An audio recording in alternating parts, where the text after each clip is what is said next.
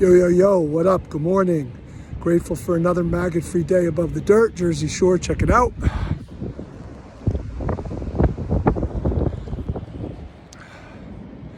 So, today's video is building off of the last video, which was on the first foundation of mindfulness, the body. This second foundation that this video is on is mindfulness of feelings. I am not my feelings. Doesn't mean we don't have feelings, and it doesn't mean we don't deal with those feelings. It means we're not attached to them and we're not identifying with them as something inherent in us.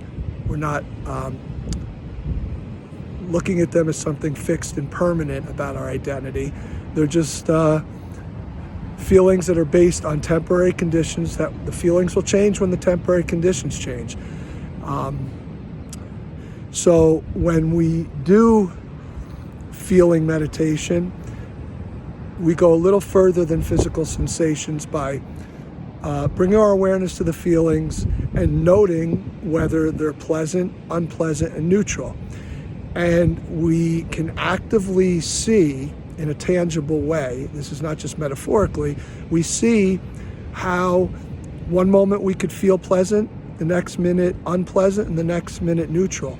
And we see how we have no control over these things.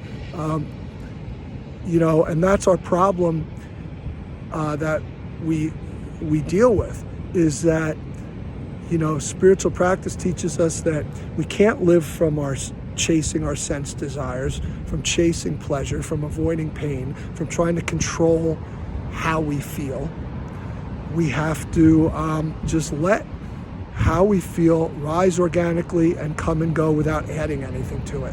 What we would add is pursuing and avoiding, and an untrue narrative. And so we deconstruct the experience of feelings, and we see how it's temporary, not fixed or permanent, not inherent in us, and we don't identify with it or attach to them. And we see that I am not my feelings.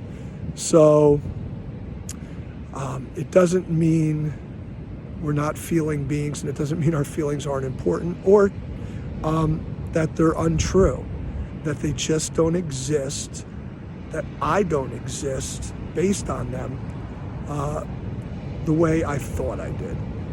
So it's just about rewiring the mind, changing the perspective. And another way to not suffer, because we suffer with this identification. And with the physicality, if, I'm a guitar player, I'm a martial artist, if I don't accept that my body will change and I might not be able to do these things at some point in my life, I'm going to suffer immensely if my happiness is based on that wrong identification with the body. Feeling-wise, if I'm attached to feelings and identified with them and staying stuck in them rather than letting them come and go, I'm going to suffer tremendously. If I'm attached to a good feeling and clinging to it and pursuing it, I will suffer, because I can't make permanent what is temporary. So that's it for this video.